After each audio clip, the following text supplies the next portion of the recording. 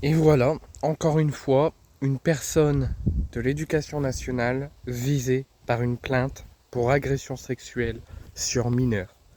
On a déjà eu beaucoup de plaintes, beaucoup de personnes soupçonnées d'agression de quelconque manière sur des enfants.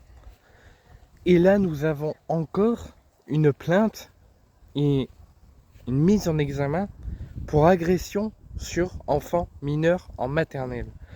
On avait eu ça il y a quelques mois maintenant, il y a à peu près 6 mois, dans une école maternelle avec une personne pédagogique qui a aspergé d'un gel hydroalcoolique ou d'un produit dans les yeux d'un enfant parce qu'il crisait de la séparation avec sa maman. C'était son premier jour d'école maternelle, son premier jour de séparation avec sa maman et la dame de la, de la pédagogie, la maîtresse, s'est énervée, a donné une claque à l'enfant qui s'est approché de la porte et comme elle crisait de plus en plus fort, elle l'a aspergé la tête d'un produit. Oh, et la petite a dit les yeux me piquent. Donc, procédure lancée, mise en examen et la procédure suit son cours. Et là, on a une nouvelle fois un acte d'une connerie humaine, un acte d'une inhumanité de cette personne.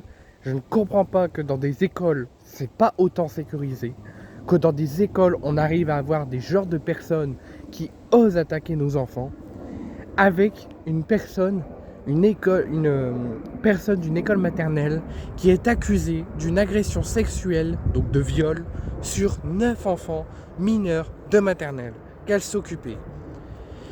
La principale concernée est entendue, est en garde à vue, a été en garde à vue une première fois, pendant 4 heures, a été entendue, interrogée, ça a été levé, une enquête a été tout de même ouverte, c'est fait en toute discrétion et non public, et quelques mois plus tard, l'enquête a été rendue publique et la personne concernée a été une nouvelle fois en garde à vue, mais cette fois-ci mise en examen pour agression et viol sur mineur.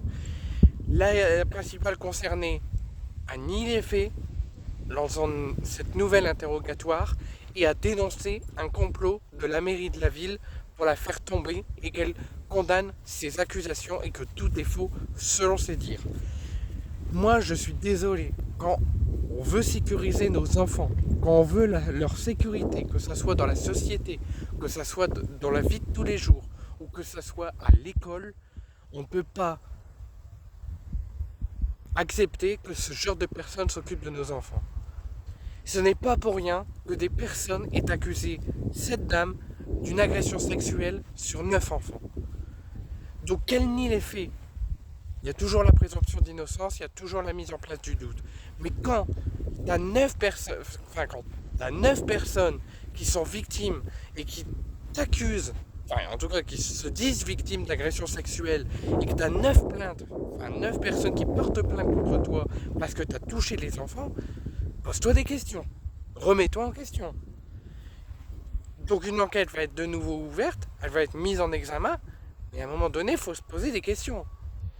Pourquoi, quand on recrute, déjà, soi-disant, selon les dires du gouvernement, on est en rupture de personnel, mais si vous insistez à recruter des gens, à former des gens qui n'ont pas d'expérience et à recruter des personnes instables dans leur tête et totalement fous en osant s'attaquer à nos enfants et en les touchant, bah, ça va donner l'avenir. Donc pourquoi ne pas mettre en place une vérification d'antécédents, une vérification de la vie des personnes que vous recrutez. Alors oui, ça n'empêchera pas peut-être aux personnes de faire ce genre d'absurdité et ce genre d'idiotie. Parce que peut-être même s'ils n'ont pas d'antécédents, ils peuvent quand même le faire. Mais il faut quand même mettre en place une vérification d'antécédents au recrutement des employés de l'éducation nationale.